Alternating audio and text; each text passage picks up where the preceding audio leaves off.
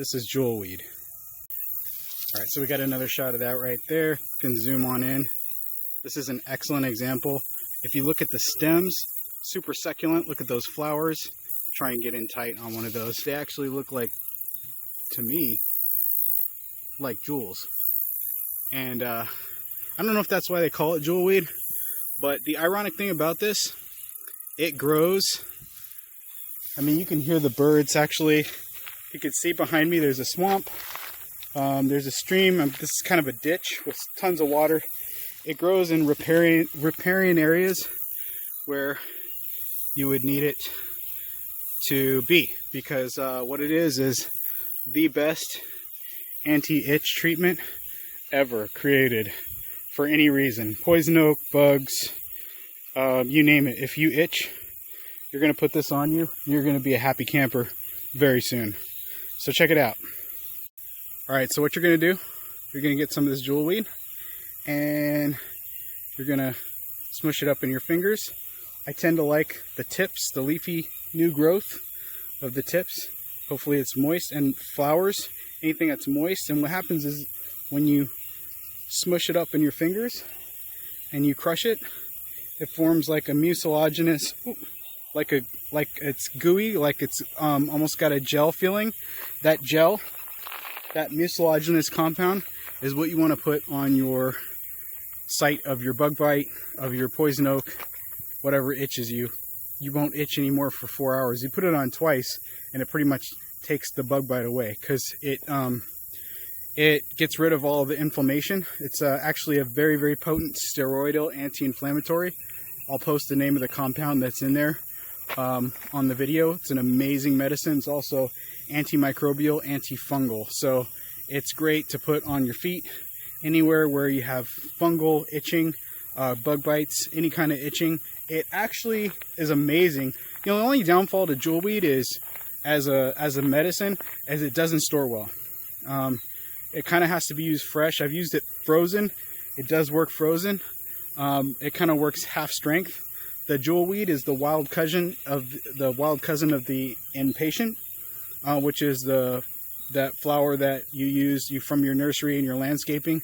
It's a wild cousin of that. I know the flower doesn't look like it at all, but if you look at the stems and stuff like that, the stems and the leaves look very similar, if you ever find this in the wild.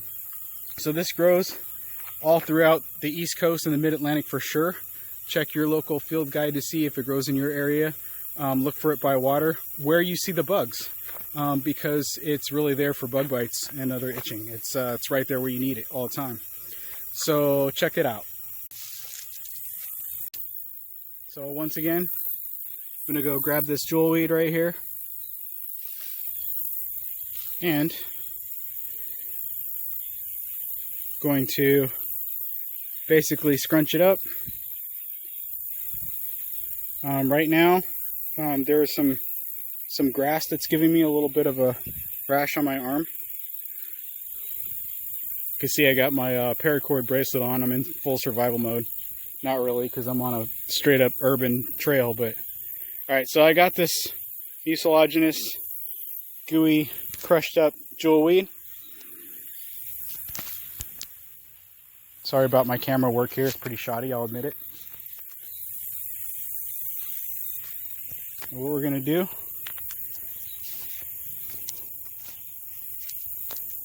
I don't even know if you can see this, it's in the shot.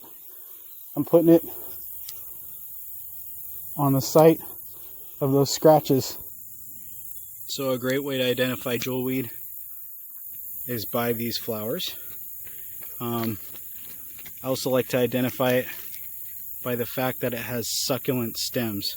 Can't really see these, but these stems are super juicy. They're almost translucent and they can get really, really thick. But I like these flowering tops. These ends to it are just medicinally wonderful and they work really well. Okay, behind me, I made it to a really great stand of jewelweed. One of my favorites. You can see it's so big, you can see all the orange flowers on it. This is where I got the picture for my channel, actually, and it grows here every year. It's mid-fall, mid-September, sorry, not mid-fall, it's early fall, mid-September in the Mid-Atlantic right now, Washington, D.C. area, suburban Washington, D.C., Northern Virginia, and these things are beautiful, but they don't quite have the seed pods yet.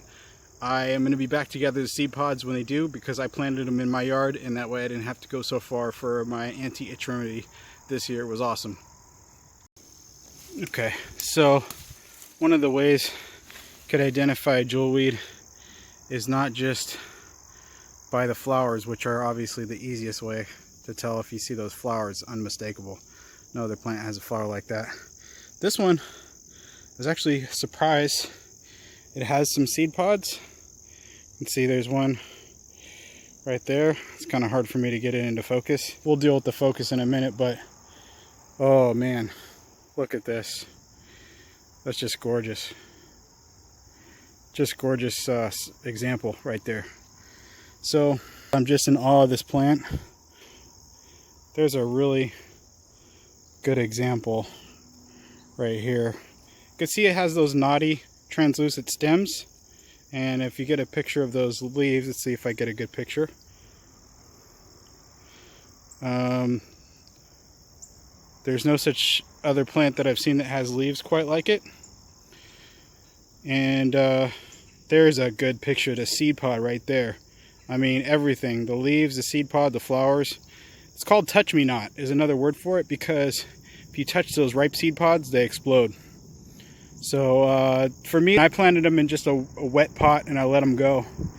And in a sunny area, they germinated at a rate of about 20% of the seeds that I planted. Jewelweed, one of my favorite medicines. You can't eat it, but I'll take it.